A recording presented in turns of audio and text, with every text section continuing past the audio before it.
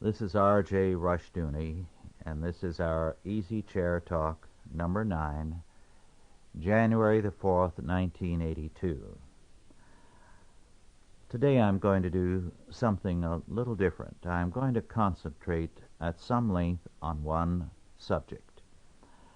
I referred to it in brief last time, and I told a little story, you may recall, about the two men who left their office, started walking towards their car, and the two men turned around and saw two hoodlums following them. And the one said to the other, "Quick, let's get in the car. There are two of them, and we're all alone." Now, I think, as I observed last time, that mentality is very commonplace among conservatives and churchmen. I regularly get through the mails all kinds of scare literature, and I read about very scared people and hear about them. I think 3 or 4 times in the last month I've been told about someone, in a couple of cases men of considerable wealth, who have spent a fortune preparing for total disaster. They have bomb shelters in their homes, but not merely bomb shelters. They have power plants and auxiliary backup plants. They have a food supply for 2 or 3 years. They have ammunition enough to arm a regiment, and they are continually on the lookout for a way to make a last stand against the enemy. I think it's insanity. I really do. And it is not because I am unrealistic about the future.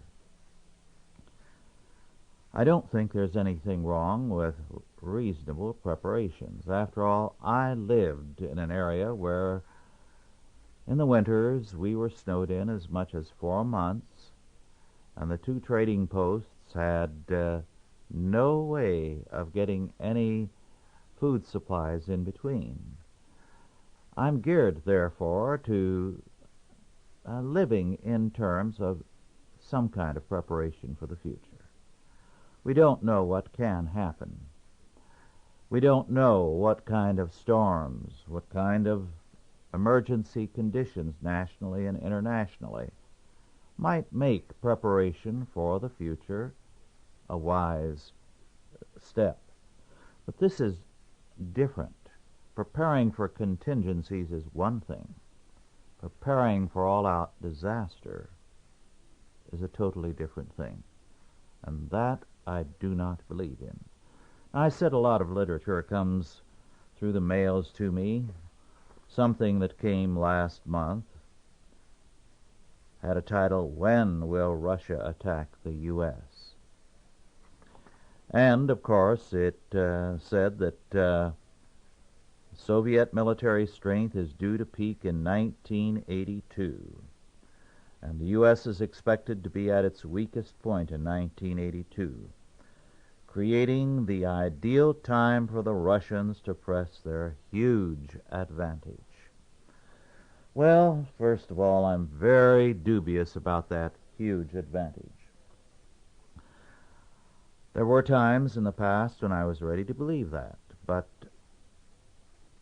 I have increasingly been skeptical about that. I don't believe that the Soviet Union has a huge military advantage over us.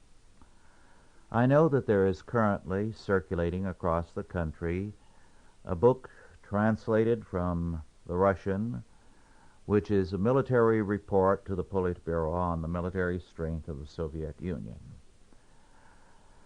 Now, of course, it gives a very impressive picture of Soviet military might. But the Soviet Union is much given to propaganda. If they've ever told the truth, I don't know it. Certainly, it is to their advantage to give such an impressive report. Their own people are discouraged and disheartened. They know that we pick up material like that very readily. Why not sell us a bill of goods? Are we outnumbered? Are we outgunned, outmanned, out-equipped? Well, first of all, a Soviet military division is much smaller than an American one. So numerically, the seeming advantage is not there. But then there's another question, the technology. How can they be good in military technology, no matter how much they stress it, when everything they do is a fizzle? A few years ago, one of their pilots defected with one of their top planes to Japan. It was really a backward piece of equipment compared to American military planes. Why should we believe that everything they have is superior? They have done no good at anything they've attempted. Their economy would collapse without the slave labor camps. There was a very interesting article in Science Digest for July 1981 entitled Red Star in Orbit by James Oberg. And the subtitle reads, Has the Soviet space program run as smoothly as Moscow claims? Space shuttle engineer James Oberg has pierced the Russian veil of secrecy, uncovering evidence about missions that ended in catastrophic explosions and needless death.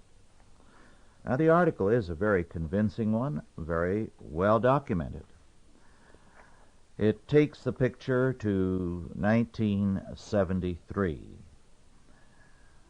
However, the implication is that since then things have been different.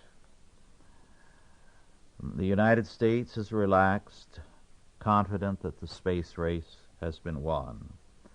Space funding has plummeted and massive layoffs have taken place in the space industry. But the Soviets, we are told, have continued working. Well, I have no doubt they have. But what reason is there to believe that they have been any better since 1974 than they were prior to that time? As a matter of fact, the Soviet economy as a whole has gone downhill quite dramatically in the past decade. Granted that military development is important to them, why in the world should we expect excellence there when it is not present elsewhere and when it did not exist prior to that date? Then there's another factor. It takes more than hardware to fight a war. We found that out in Korea and especially Vietnam. What happened to us was that we had the equipment, but we had the wrong kind of leadership. The war was run from Washington, D.C., not from the ground by the troops. One of the disasters for the United States was the post-war World War II policy. One of the things that the German generals blamed on their defeat, or blamed their defeat for, was the centralization of command. The Air Force, the Navy, the Army were given a unified command. And that unified command was under the control of civilians. Civilians who were thinking not militarily, but politically. And the result was that again and again, key decisions which the military wanted to make were overruled, and the armed forces went down to defeat again and again because of Berlin. Ironically, that was the one thing in Germany that we imitated. As I recall it, every member of the German High Command vetoed the idea of a central command, save one, the tank commander, General Hans Guderian. And Guderian despised the U.S. so that he gave them deliberately bad counsel, laughing up his sleeve. And wouldn't you believe it, Washington followed Guderian. So we have since harnessed the military.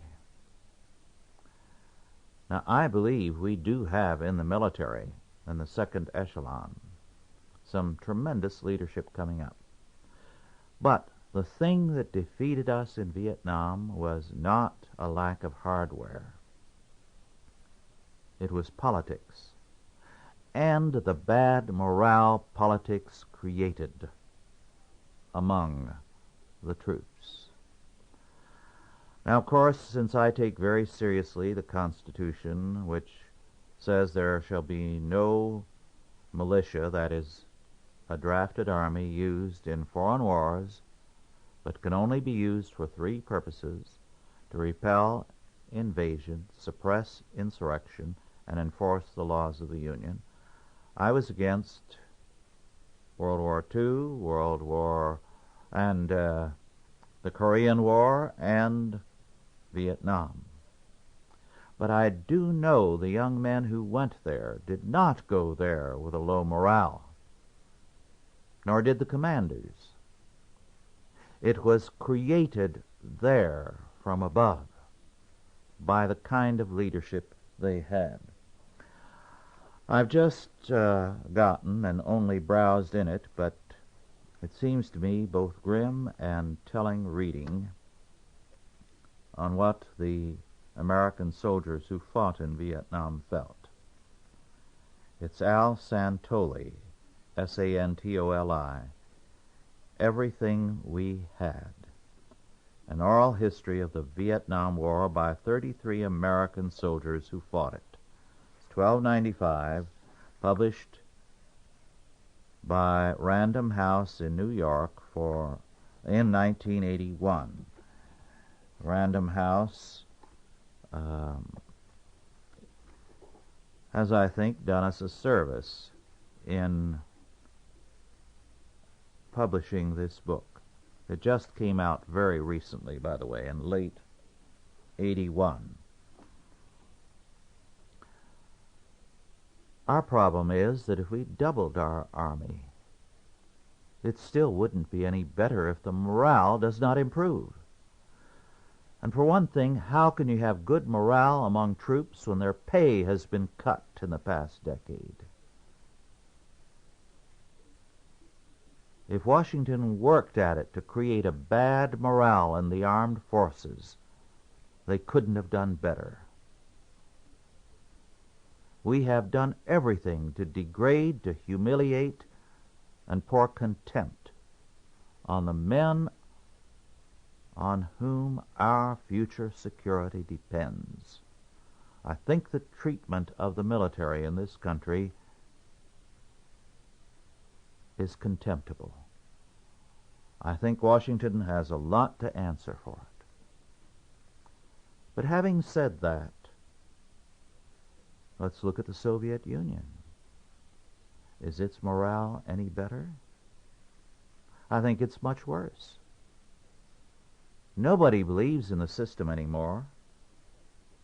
Nobody wants to work for it or to die for it. They're having problems in Afghanistan. And they have troops there, by the way, who are very heavily on drugs.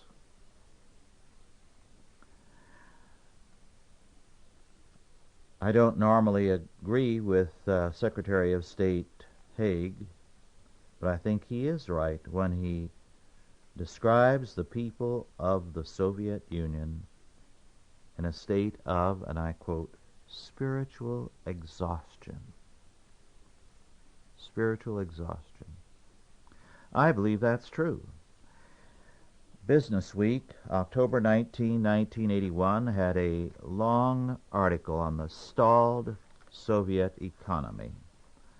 The Soviet economy is in a state of disaster. And there is no sign of any improvement. In fact, everything points to a worsening situation.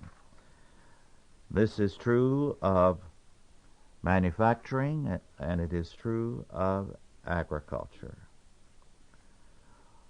One of the interesting things about the agricultural scene is that the people on collective farms have had small plots near their house which they were farming and selling the produce on the black market. Not too many years ago, 52% of all the agricultural products in the Soviet Union came from those little garden plots of the collective farm peasants. Now it is down to 30%. Why? For the very simple reason, as a Soviet observer has said, and I quote, "The youngsters would rather loaf on the collective farm and draw their day's pay," unquote. Now, the problem in the Soviet Union is that it began with an older generation that had faith, that knew how to work, that had the discipline of the old regime. And now in the time of the grandchildren and soon the great-grandchildren, this discipline is gone. The result is that productivity is falling quite dramatically. And the stalled economy in the Soviet Union is getting more stalled every day. The Soviet Union is in trouble, in big trouble. Now, this is not to deny that we are not in trouble. I'll come to that in our economy.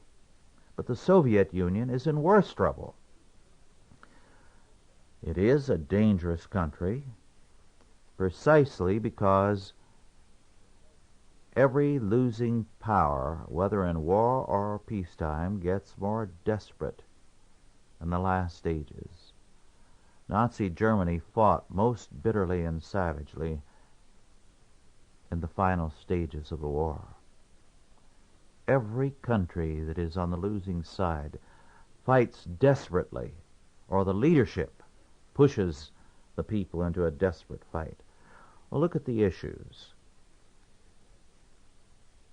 The Soviet Union is winning on the international scene because of our default. If we find any kind of imperfection in any of our allies, we work to destroy them. The result is one country after another where we have kicked our allies in the pants. We have seen the Marxist triumph. Consider two examples of many: Nicaragua and Iran. All the evils of the Shah were surpassed in a single month by Khomeini and his regime. Have we improved ourselves?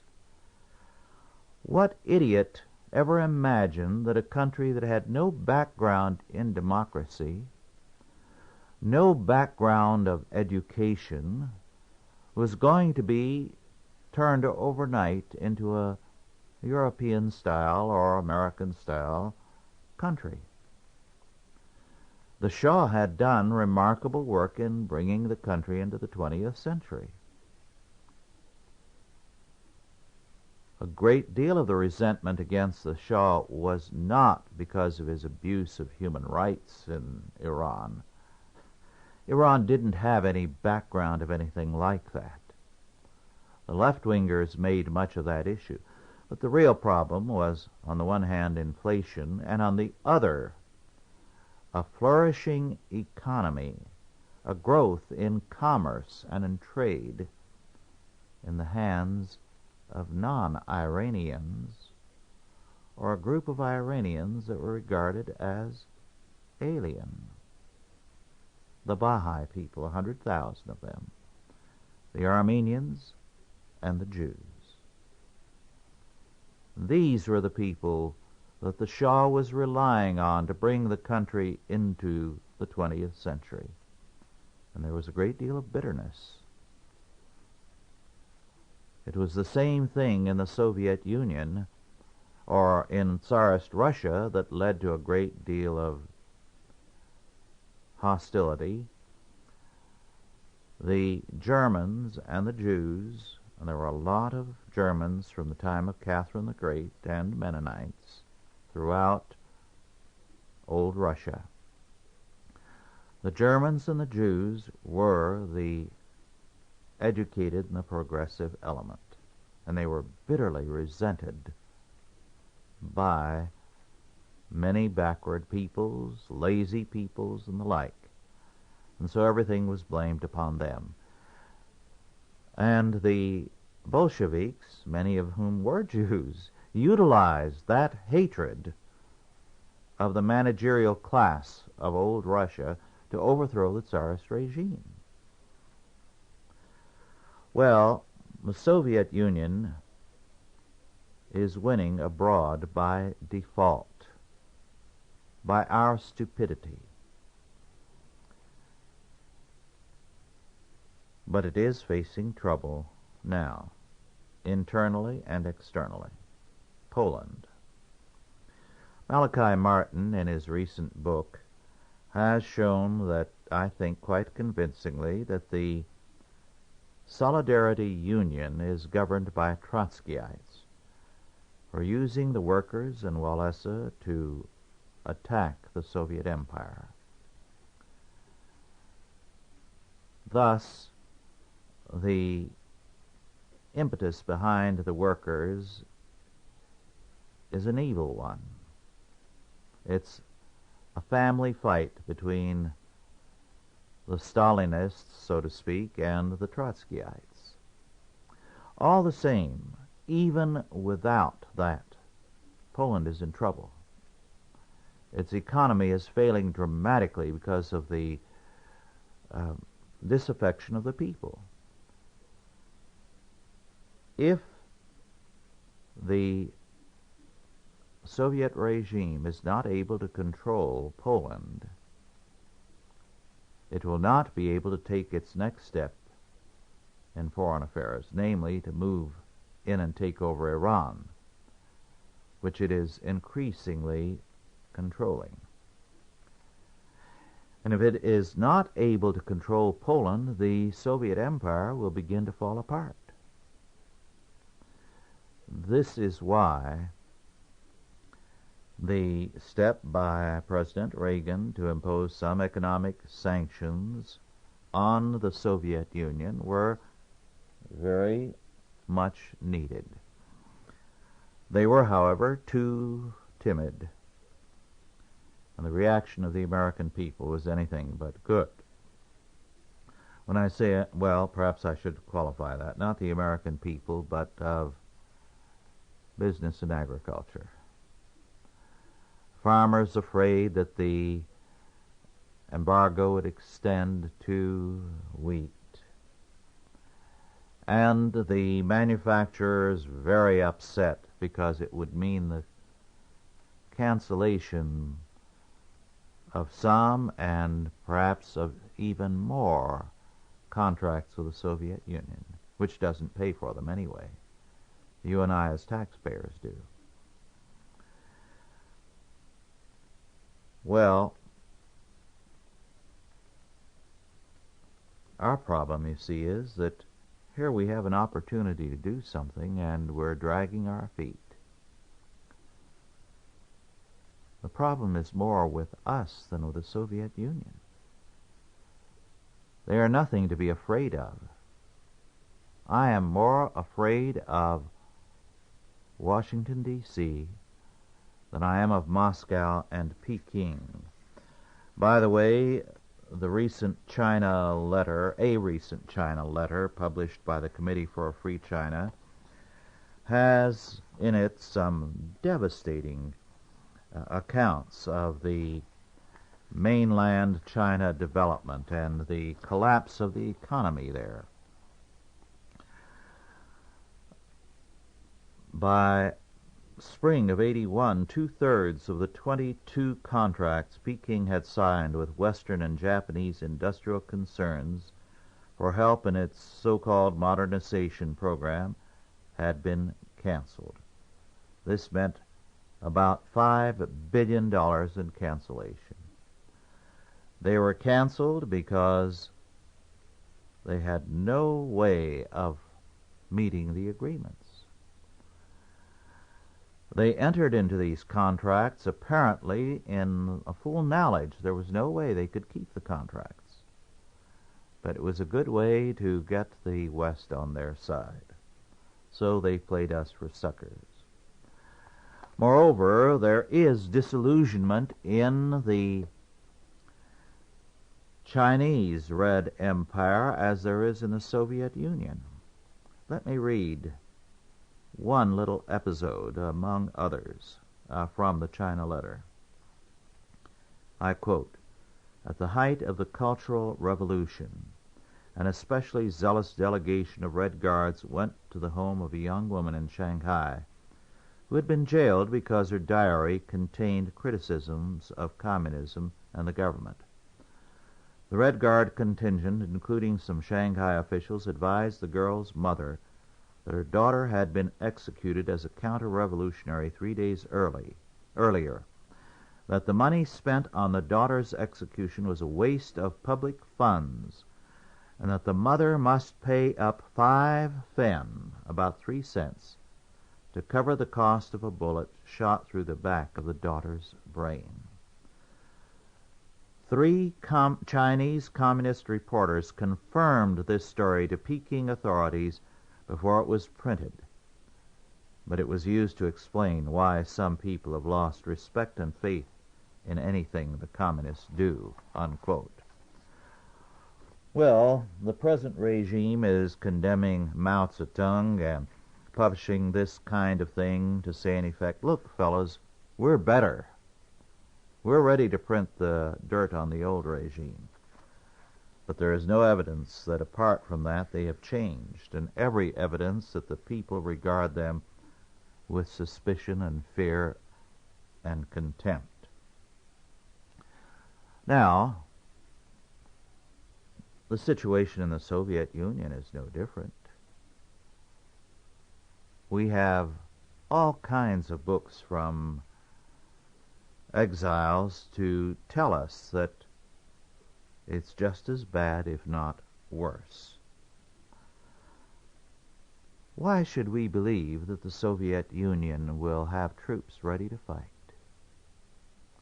They will only move as long as things go well with them, as long as they have easy loot.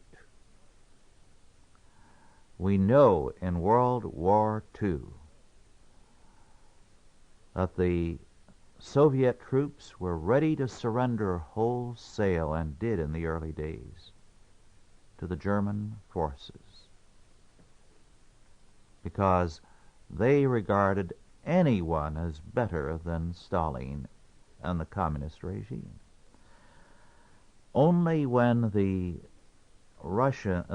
Germans proved to be brutal, when they refused to use these Russian soldiers who were ready to fight with anybody against the communist regime, did they turn and fight bitterly against the invading Germans. So that the Germans created the resistance. There was very little resistance up to that point. And even then, for the Russian forces. One of the biggest appeals was the opportunity to loot. That was one of the most ugly parts of the war, the looting by the Russian troops of Germany. Rape and loot. Now, does anyone in their right mind believe that the Soviet morale has improved since 1940? The indication is that it is dramatically worse. We know, for example, that until recent years, in all the persecutions of the Christians went meekly into court and to death or into prison. But now we're seeing a different kind of thing, a resistance.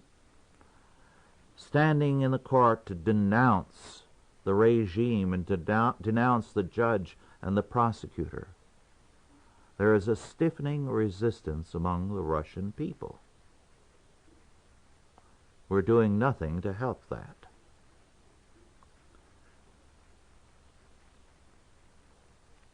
What I'm saying is that the enemy is not a problem. We are. Let me repeat something I said earlier. I believe that we have more to be afraid of from Washington, D.C. than we do from the Soviet Union.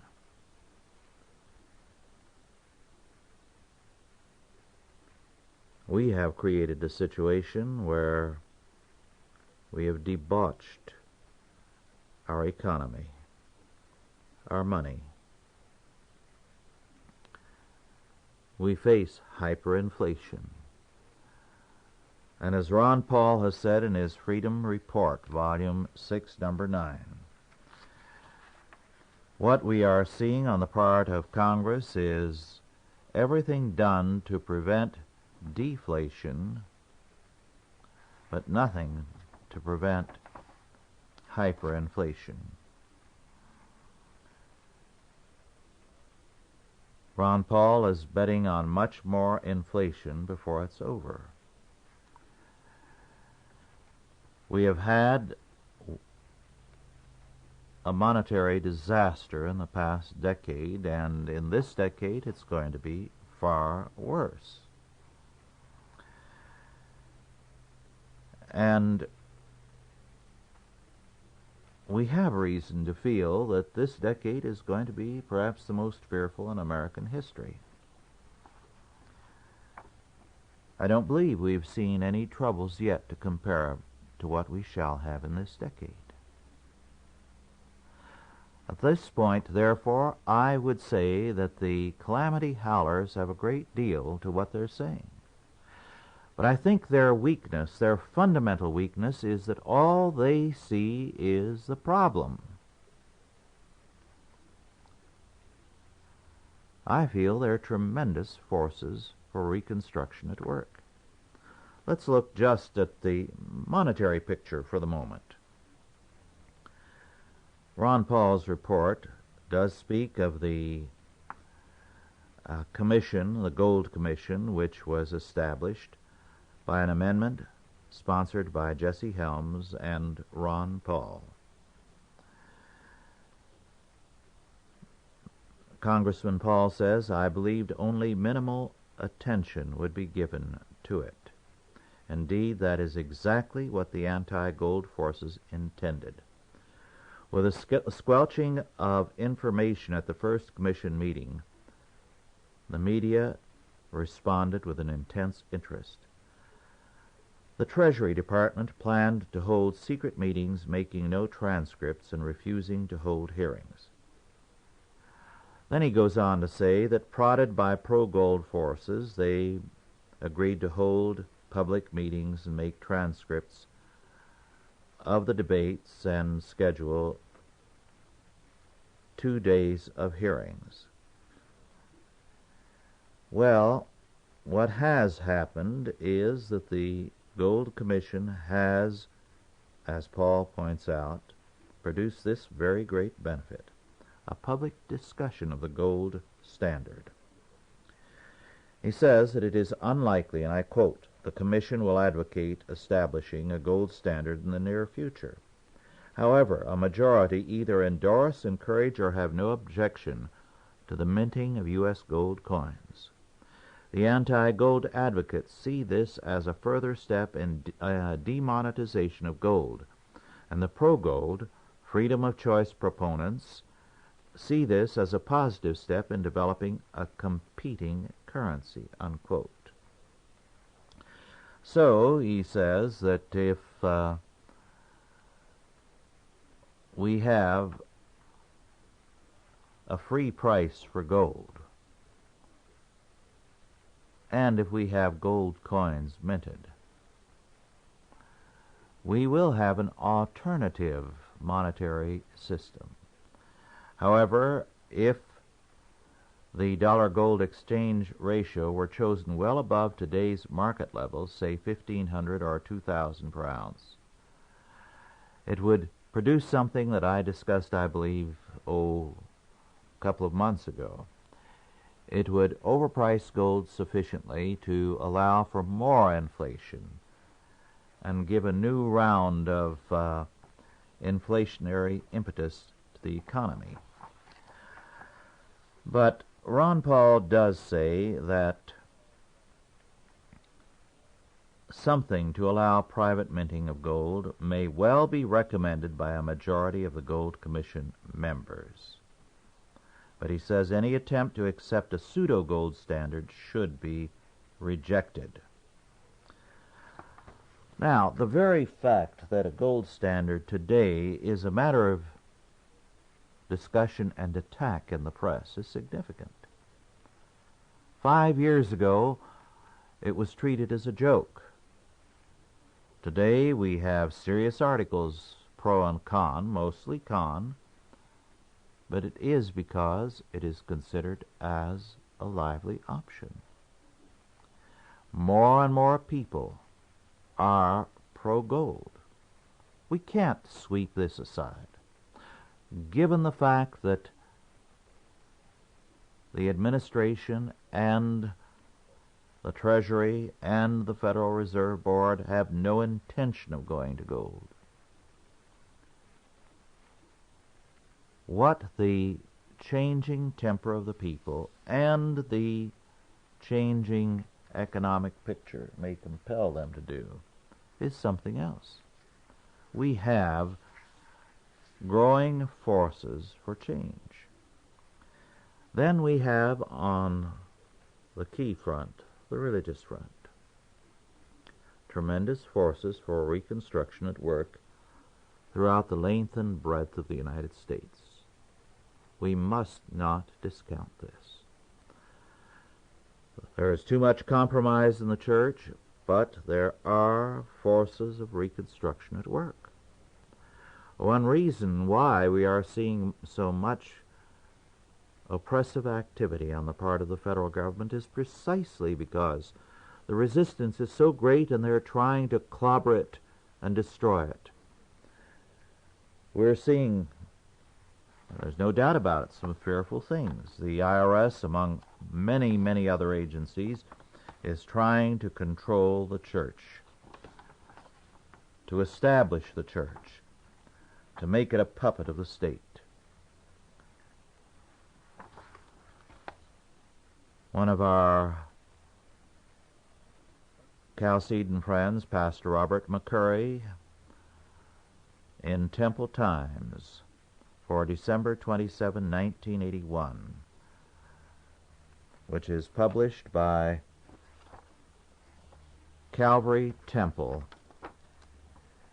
has given us a tremendous 4-page account of one situation. Court orders church to give all records to IRS-sanctioned state church. If you want a copy of this, write to Temple Times, 2560 Sylvan, Sylvan Road, East Point, Georgia, 30344. I would suggest that you send $1 because no one can afford to be deluged for materials freely. But read it. It's a very important statement. Now, this is the kind of thing that's happening, and the resistance is growing. In the middle of this month, I shall be in the South for another church-state trial. We've taken some beatings in the federal courts lately, but are also seeing the resistance stiffening. Christians are beginning to mean business about their faith. It isn't going to come easily. Some Christian ministers have gone to jail. They've gone to jail because they've refused to surrender to some state agency or to some federal agency. More probably will. But no battle is won without a price, without a cost.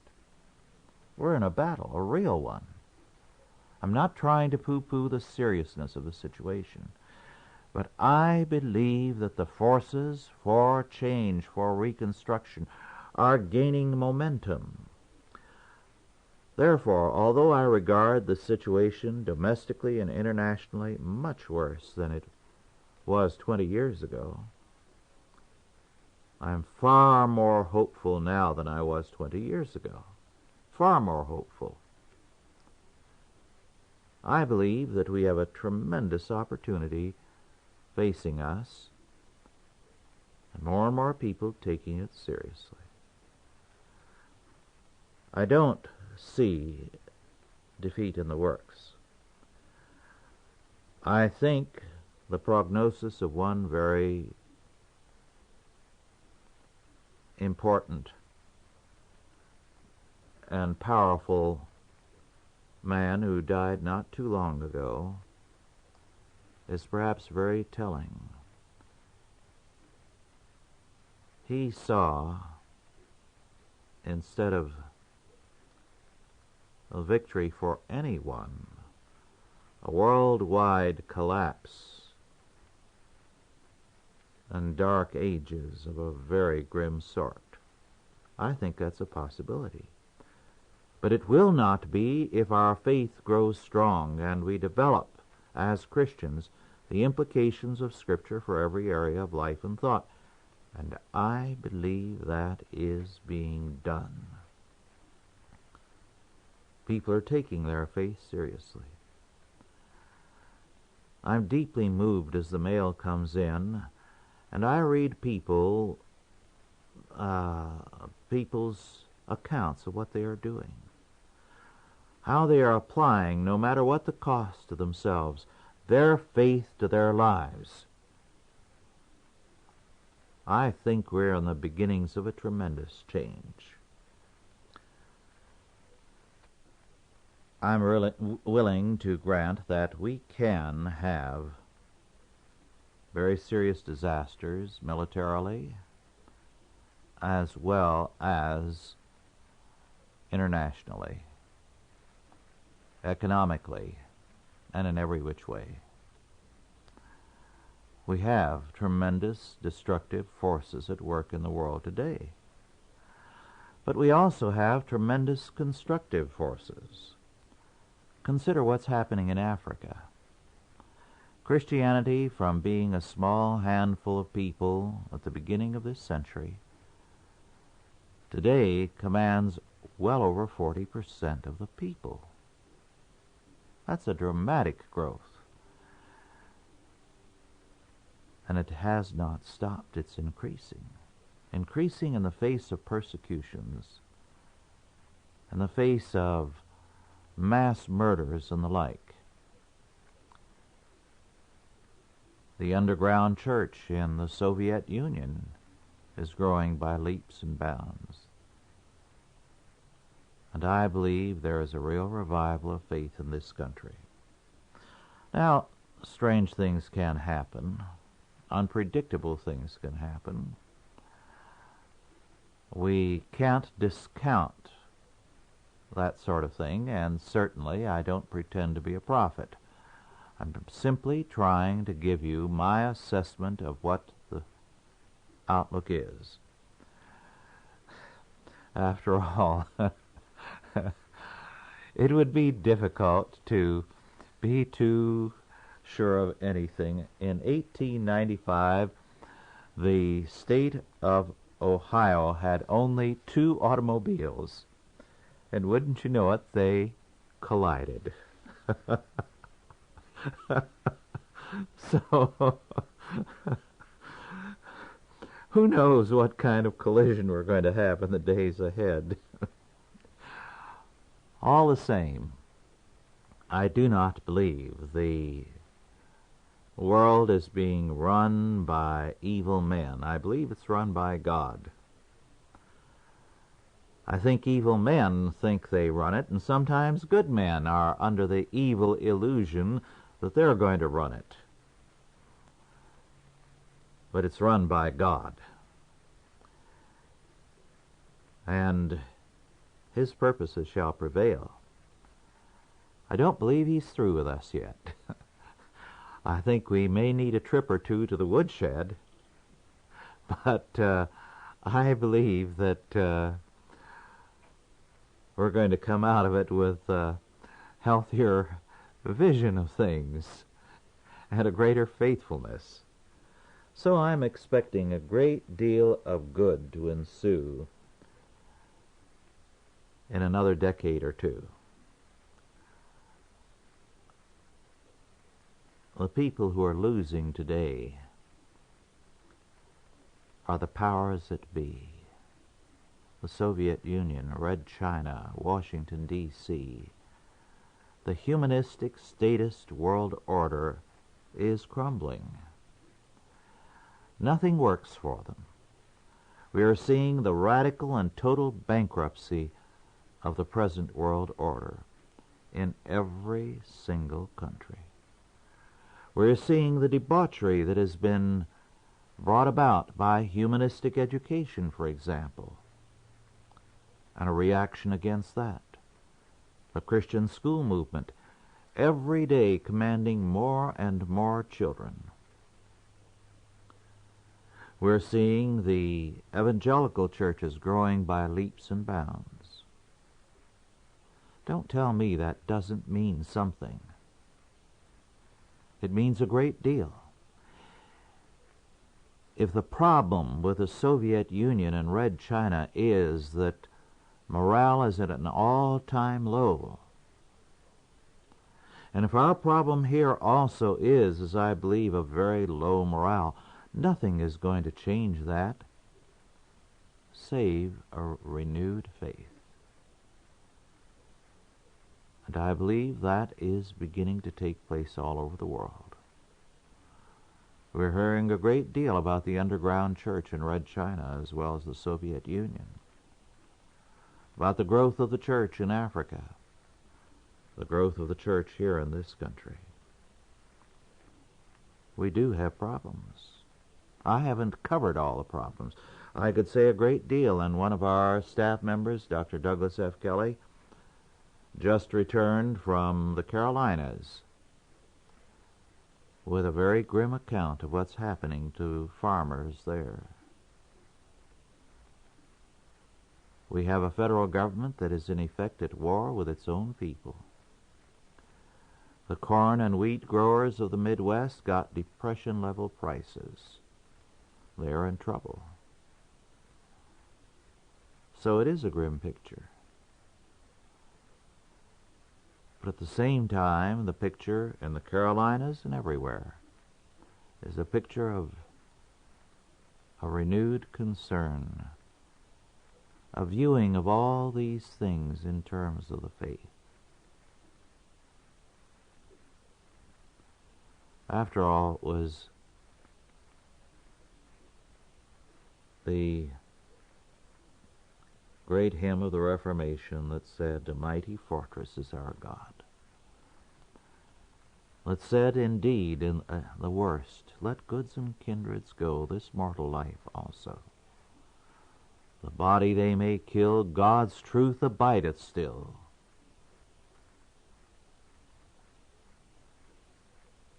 And the fact is that truth now, without that worldwide disaster that may be down the road, is beginning to go forth with renewed power.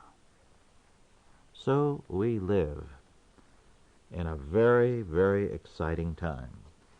I think we're going to see, as I said earlier, more troubles in the next decade than we have ever seen in this country, and more victories too. So you don't get the one without the other. It takes a battle to give you a victory. We're in the battle now, and we're going to have the victory, I believe.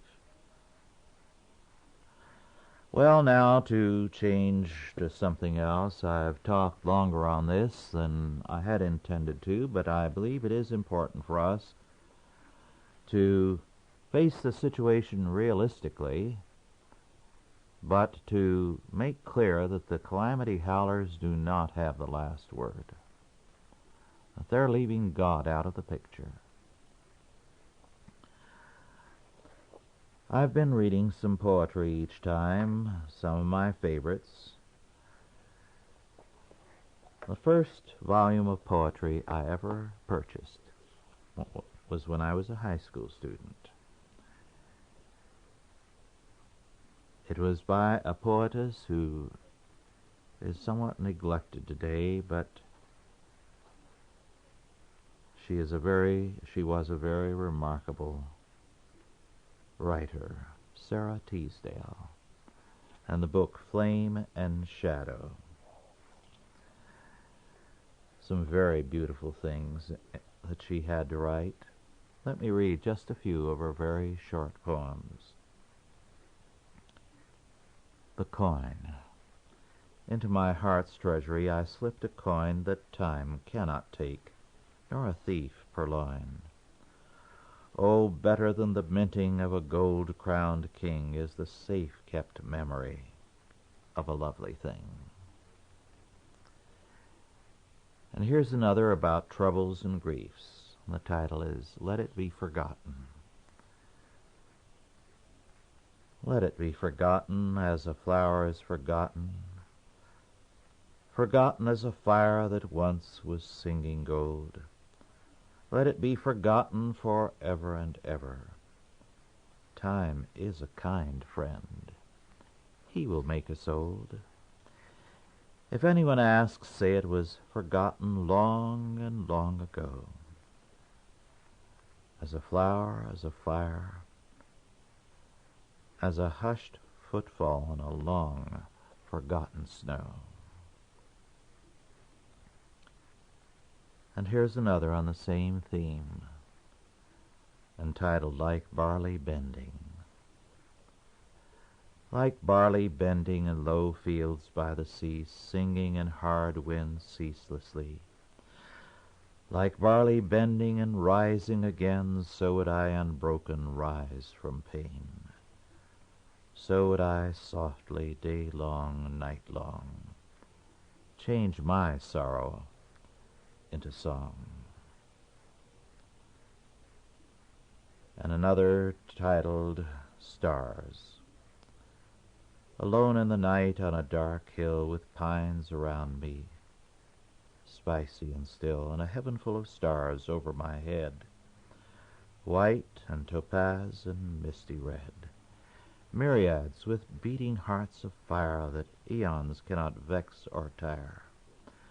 Up the dome of heaven like a great hill I watch them marching stately and still, and I know that I am honored to be witness of so much majesty. And another entitled May Day. A delicate fabric of bird song floats in the air. The smell of wet wild earth is everywhere. Red, small leaves of the maple are clenched like a hand. Like girls at their first communion, the pear trees stand. Oh, I must pass nothing by without loving it much.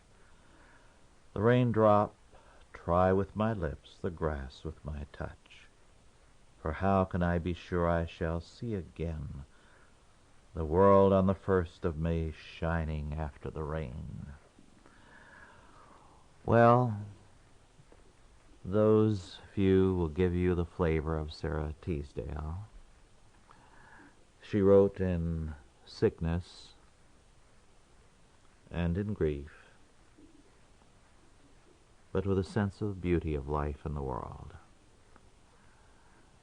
We live in a wonderful world, and in case you have heard a little pitter-patter in the background, it's been the rain, a good, steady, driving rain today, the kind of rain that makes it good to be in and close to a fire. In fact, the forecast is that in 2 or 3 hours it will turn to snow again. It's a wonderful world we live in. It's God's world. And to live in fear of the enemy in such a world is to deny God. God is on the throne. If God be for us, who can be against us? Said St. Paul. Well, I come from a background of peoples who've been persecuted,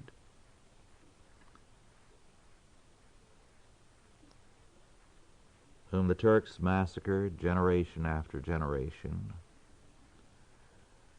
My father and grandmother who came to this country from Armenia. My grandmother was the first for a few generations to die in bed, and my father the second. I find it amazing to see how Americans who've had it good and have it good today and are going to have it good tomorrow are close to wetting their pants over fear of the future. I think it's insane. I believe God rules, and I think there's a remarkable future out there. There are some enemies, yes, but they're not going to accomplish one bit more than God allows them to do. And I believe the Scripture is right when it said that the Lord is on my side. I shall not fear what man may do unto me. So take heart. We belong to the winning side by the grace of God. Well, this has been R.J. Rushdoony with another Easy Chair, and I have so much more I want to say. Some very interesting and exciting things, but it'll have to wait till the next time. The last time seems too far back, and the next time seems too far ahead. I really enjoy these because I can say a lot of things and nobody talks back. That, is a very privileged kind of status. So thank you for listening.